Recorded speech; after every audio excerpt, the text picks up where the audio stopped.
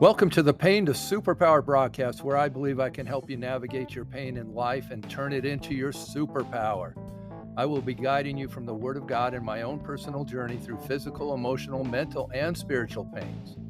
I know pain is subjective and can swallow you up, putting you into a self-imposed prison, if not handled in a healthy way. Pain is real, yet it can be your greatest teacher.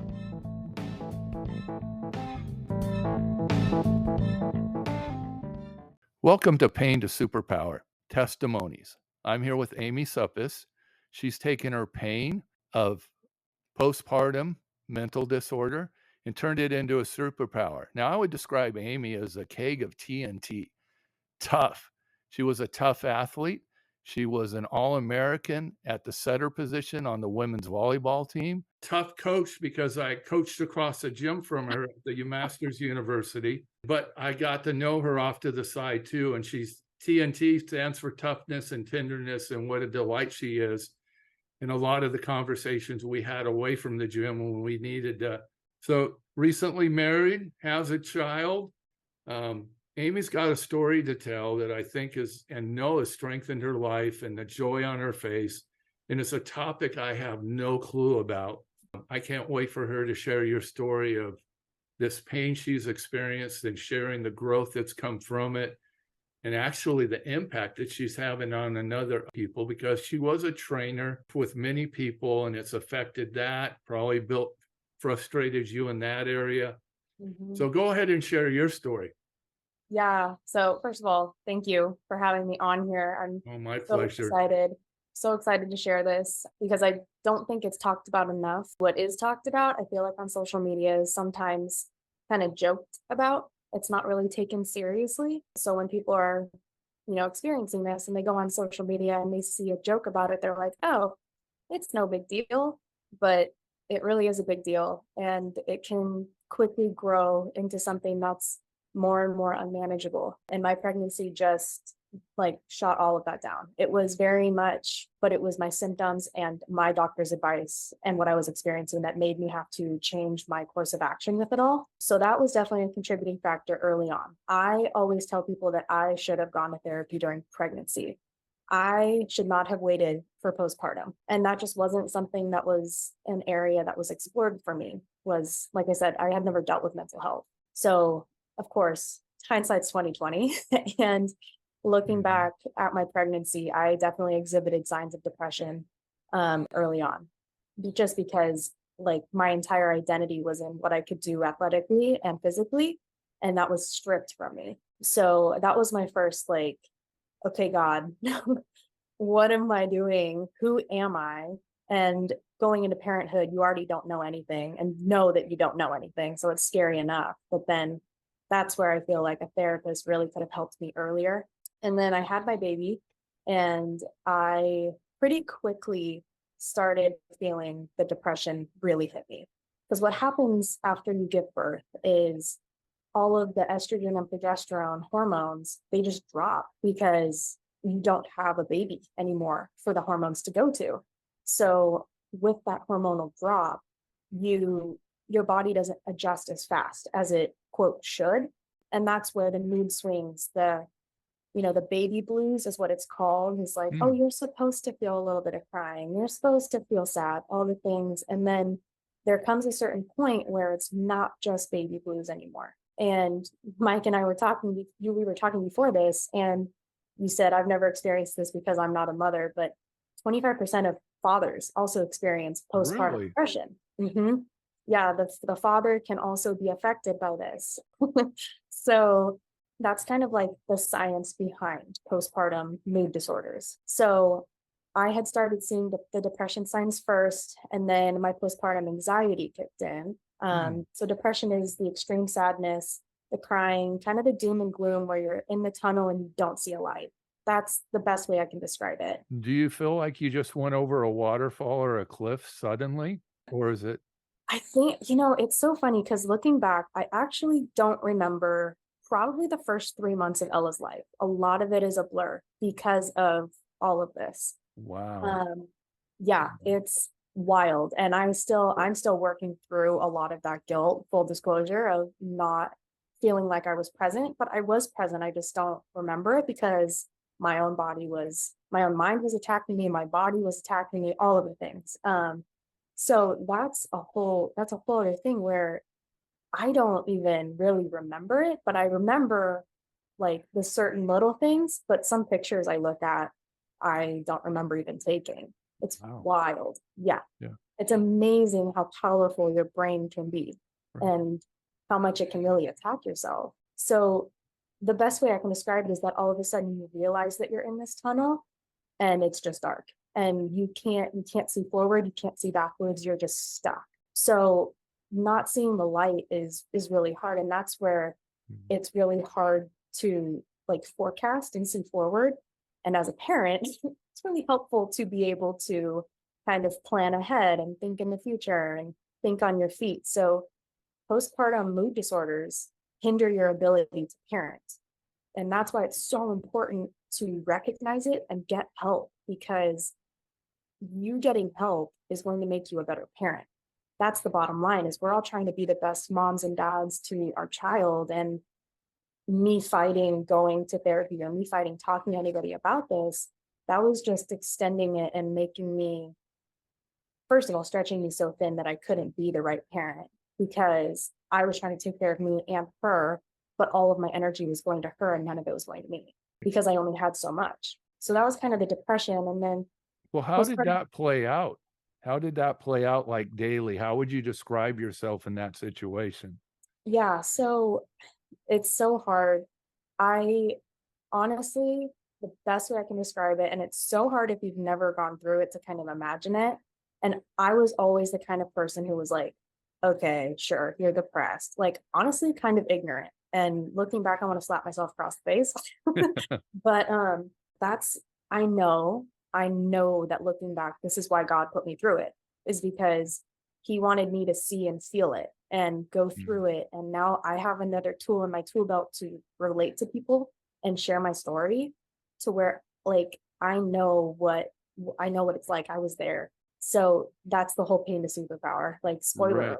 alert. Well, But the whole thing, I know you well enough to say this, and I know enough great athletes at all levels that mental toughness is the key for any athlete. mhm, The mental toughness to do the workouts, to push yourself in the gym and everything. And that's where the TNT was, that toughness resonated with me and you, Amy, of having this mental toughness. mhm, And I was explaining earlier in my quiet time today, I read about you sort of become an oak tree in this environment, but when it's time for God to prune you, mhm. there's such strength in those areas. It's very painful.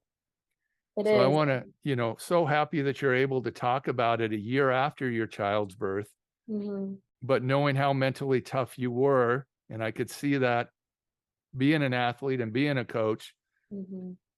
and then all of a sudden being confronted with this, it's like, The you whole know, other animal. yeah, It's so much humility to say, I can't do this alone. mm, And I think the hardest thing for me to accept was I don't know how to do this alone, because all of athletics and all of, growing up is figured out. Go get stronger then. right, Go get faster. Whatever it is, this isn't like that, because none of it, if you're a first time parent, you've never done this before. right, There's no way to prepare for it except for going through it. And, the day to day, going back to that, it was very much keeping your head above water. And it was strictly survival mode. And everybody says when you're a new parent that it's going to be survival mode, but this is more than that. And everything I read, and even writing my notes before this, it was very much like, it's more than the baby blues, and you'll know if it's more. And I think that that's a lie. mm, You don't necessarily know until it's really, really far. That was how I was, at least. like when it's in the rearview mirror. Yeah, Yeah. when it's like, or when something happens and it just slaps you in the face, like you're not okay. Because that's what happened to me. My postpartum anxiety, which is just extreme worry, and that's where it's like you think yourself down the rabbit hole. Okay, the perfect example is an Inside Out. Fear, Yeah. the purple guy. Yeah, Yep. that that, but less jokes. Like, that is running your brain when you have anxiety, is everything and anything that can go wrong. That's the thought that goes through your head, which for me turned into postpartum OCD. And that is where you have you heard of like intrusive thoughts where they pop up and it's like something super mundane would be like, oh, I should push my wife right now. And it's just like something that pops up and you're like, I'm not going to do that. That's Right. weird. Well, that is like when it gets to a certain point, postpartum OCD is like, what if I dropped my baby right now? Or Wow. is my baby's not breathing right now? What if they get SIDS? It's those really intense, dark thoughts. For me, I was driving and I didn't have Ella with me in the car. And on the interchange of the 5 going to the 14, Right. where it's that big loop, Yep. I remember I was like, oh, what would happen if I just drove off the side? And that popped in my head. I wasn't going to act on it. It was not suicidal in the least. That wasn't at all what it was, but it was the fact that it was there and I could hear it. And it was my brain that brought it up. And I pulled over and pulled up the number of the therapist somebody had sent me, and I called her right there. And I was like, Wow. I don't know what just happened, but I need help. Well, I'm So proud that of you was, for reaching out because a lot thank of you. people I'd imagine don't. And that you said guys deal with it. My mind's been panning off, even with what I've been experiencing and grieving Mhm, loss of things that I never thought I would lose mhm. because what I'm dealing with. But with your situation, how was it dealing being in your second year of marriage? Is it Yes. or third? Second. Okay. Um, that was at that point, it was our second, Okay. right at the beginning of our second year. Yeah, and Kyle and I have been together since 2017, so 6.5 years now. He was my rock. Good. I think that he didn't realize that he had some postpartum anxiety, not postpartum anxiety, but he had some new parent anxiety about me, just his worry and like the things that he was thinking about me gave him the anxiety, which also like gave me guilt because I knew that he was feeling these things. And in my head at the time, it was very much like, this is your fault. You're making him feel this way. So he never said anything, or it was very much like the story I was telling myself. But he was the one who would text my mom, like, can you come pick Ella up? Amy can't do this right now. He was very much behind the scenes, and he doesn't know that I know that, but he will now after this. But my mom has told me, like, he would text me and like, you know, hey, can we like work out a day where you take Ella, whatever. So he was so much of my rock and my kind of just humble servant, honestly, of Mhm. putting his humility to the side, keep like and protecting mine, Right. where he was like, you know what? I don't want you to know that I'm asking for help, but I'm gonna ask for help. And that's like, what a great husband. I Yeah. thank God for him every day. Yeah. Yeah. Yeah. It's So beautiful. thank you. Yeah, I'm so blessed to have him, honestly. And even now, it's very much we're a team, and going through this, he was also very much like not super into therapy, not I he had just never struggled with it again. And he would sit down and listen to me talk about my sessions and what I had learned, and he would help me with the tools that I had learned, just Mhm. everything. He was very supportive. Well, I don't want to push you too forward too quick if you don't want to, but you just hit on the things you've learned. Mhm. What are some of the big things the Lord has taught you through this, as well as some of those lessons that can really be beneficial to those that are listening to this? Yeah, I've learned so much. Mostly it was just going through it and having the experience. It sounds weird, and I tell all the new moms who are struggling that I talk to, I tell them all that I actually thank God that I went through this, because I can speak on it. I can relate. And we talked about my personal training. I'm able to talk to people who struggle with the mental health. And if they, I have a questionnaire that I send out to people before they start. And one of the questions is, if you're comfortable, please elaborate on your mental health status right now. And Some of them will share, what they're going through, or I know I have depression, or I'm super anxious, whatever it is. And in the first session, we always just sit down and we just talk about, hey, tell me what's going on so that I can know how to be the best trainer. And I share kind of like a little bit of my experience. So Mhm. I was there, I get it. And then that allows them to feel safe and kind of open up a little bit more, because this is something that you don't want to talk about. Right. You just don't. And even if you've been through it, even if you're talking to somebody you know and trust, you don't want to burden them either. But Right. when somebody tells you, hey, I get it, that just makes it a little bit more like, okay, well, this is what's actually going on. Right. I think that was so wise of you. I'm just applauding you on the inside for asking that question. Thank you. The hardest job in the college athletic world's being the coach, and they don't have the tools and they don't have the outlets and the people to turn to. So anyways, what are some of the other things the Lord's taught you, Amy? The And I the love other that you're thing, praising the Lord that you've had this experience, yeah. as painful as it was. And I Hmm. had a professional soccer player call me up years ago and said, Mike, do you have regrets about your broken leg in football or your broken back in college basketball or that incident in college baseball that took you out? And I said, finally, I can say no. Hmm. I'm glad for them. It's opened up so many avenues, like you're expressing, to share your heart with other people and be that source that is trustworthy and has been in the belly of the fish.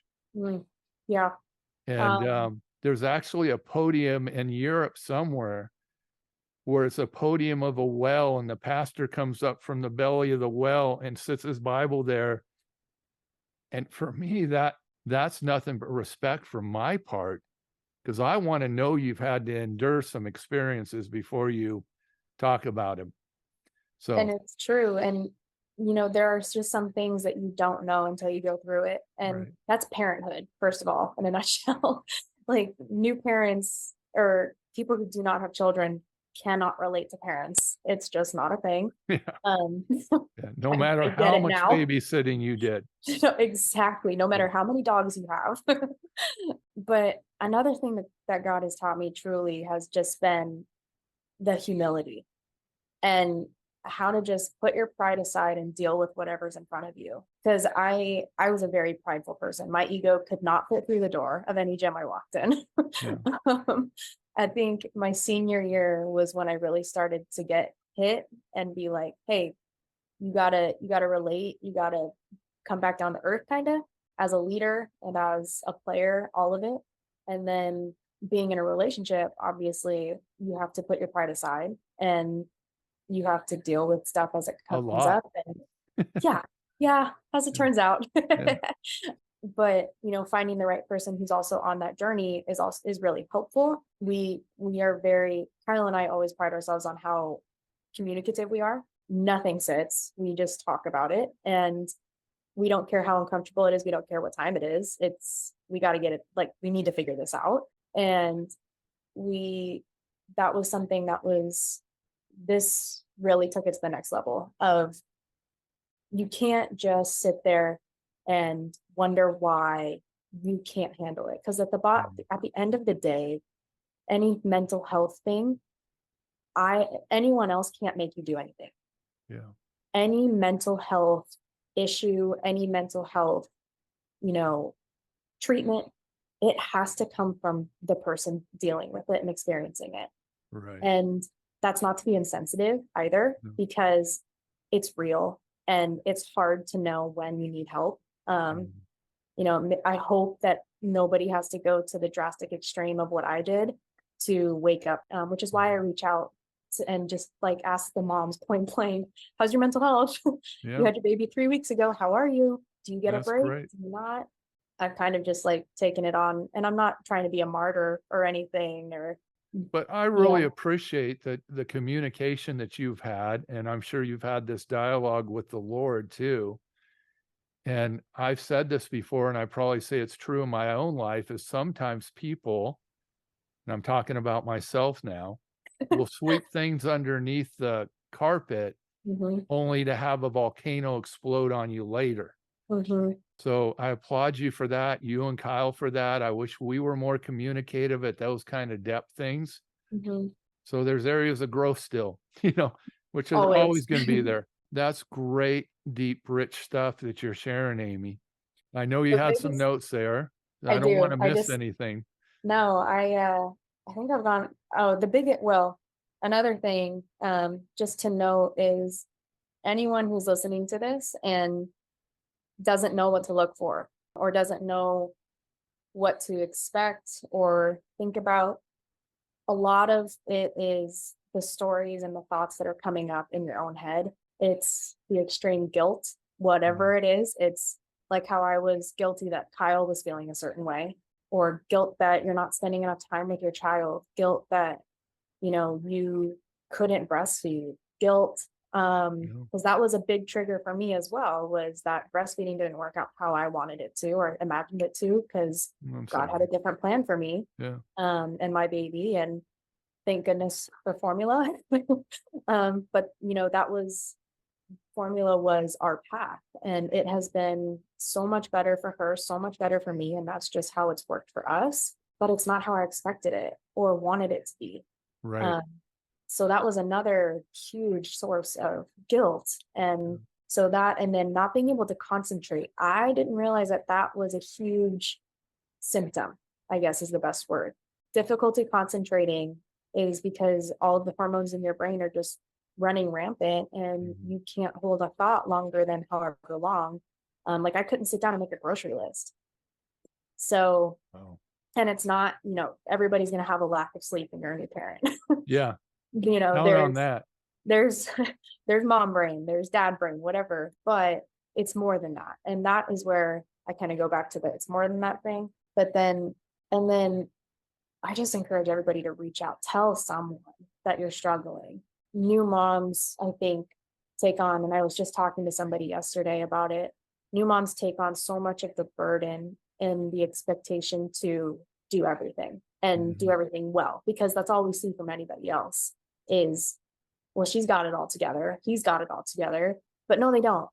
Yeah, the and phantom that we see in other people. Yeah, And social media has just made this 10 times worse slash better. I guess it just yeah. depends on what side of the equation you're on. That's just remember that social media is a highlight reel. And I purposely shared my story knowing that social media is a highlight reel. I would post like as I was at therapy, and I would have people message me thanking me for saying that I was there. And that's what encouraged me to keep being open about it. It's so interesting. We all go through this, and Mhm. whatever degree it is or however bad it is. And that's another thing, is like how bad it is. Just because you weren't my level doesn't mean you're not experiencing it. Just Right. because I didn't have, not to be super doom and gloom, but just because I didn't have suicidal thoughts doesn't mean I didn't experience it. There Mhm. are levels to this, and it's what you personally can handle. And if you come to a point where you can't handle it, that's when it's time to reach out for help. Find a resource. Yeah. Well, I think just sitting here listening to you, I've been reflecting on my own life, losing my athletics, all my identity Mhm. from that, Hard. relationship stuff, family stuff, Mhm. and so forth, and really realizing we all need to be in tune to this. Mhm. We need to reach out, as you're saying. We need to really trust the Lord's story in our life, Exactly. walk that path and trust him, as we all have to do in unique circumstances to ourselves that we're completely unseen Mhm. in our future, nor in our plans, right? The old Mhm. saying, tell God your plans, and he's probably laughing, Laughing. Yep. you know, and we're all going to be into the belly of the fish, Mhm. like Jonah and Elijah from the Old Testament in particular. We're always questioning God's character. In Western culture, we're taught not to do that, but to question God and wrestle with him. That's where we're going to find the greatest treasures. Yep. That's where you strengthen your faith, Yeah. is ask the questions, and again, reaching out. Yep. Reach out to someone, ask it. Yeah, it's Well, the you same. even showed that to us by talking about you and Kyle talking through things. Mhm. You don't step in there, wrestle, try to understand each other, show each other grace. then it just builds a deeper bond that's going to be even more unbreakable. You know, And if Allison it and I have a ministry called Destination Unbreakable. Mhm. We take that from the verse of the 3 chords in Ecclesiastes. It's not that it's unbreakable for sure, but it'll definitely be strengthened, and it'll take something good and possibly make it better. And Exactly. that's what we need to be striving for as believers, is creating space in our own hearts for God to live in. Give Yes. him more access. And if there isn't enough space, then he will prune you to make Yeah. them space. Yeah, take those oak tree branches out of us. Yep. Yep. Exactly. Well, I really appreciate you being on the show tonight. You've opened my eyes to things. So I thank you for that. And just praying this goes out, touches the right people. If you're listening, please share this with other people. Please Yes. subscribe to Pain to Superpower. Give it the 5 stars or don't bother. Uh, No, give it but the 5 you stars. know, yeah, we want to be sharing this. We want people's testimonies that I believe are missing in today's church of people's pain, and exhibiting what we learned through them will be so encouraging. And that's why Pain to Superpower exists. If you want to pick up my roadmap of 4 steps of getting through your pain and turning it into your superpower, you can get that at morethan.that.info. I also have a book out called More Than That that's on that website. Take Amy's story and share it to whoever you want. Bless Or reach another out to person. me. What? Reach out to me. Send me a DM. Anybody who's struggling and doesn't know where to go or hears this and relates to it, please reach out. So, I can direct you to the right therapist. yeah, Amy, and what's your DM under? Your married name or your? Oh, yes. I changed my Instagram name. Yes. Okay. It's Amy_Suppes, I think. Okay. I could probably look that up. Let me actually make sure that's Well, I right. really appreciate doing that. And if you listen to other guests, the majorities of extend opportunity to talk to them too. Mhm. So thank you so much, Amy. It's been a blessing. It's good to see you again. And I know Allison wants to get together with you. She walked out the door and said that she Yes, we misses you, should. and hopefully we can grab some time soon. Yes, thank you so much again for having me on. I really hope this touches somebody. Oh, no doubt. Yes, thank you.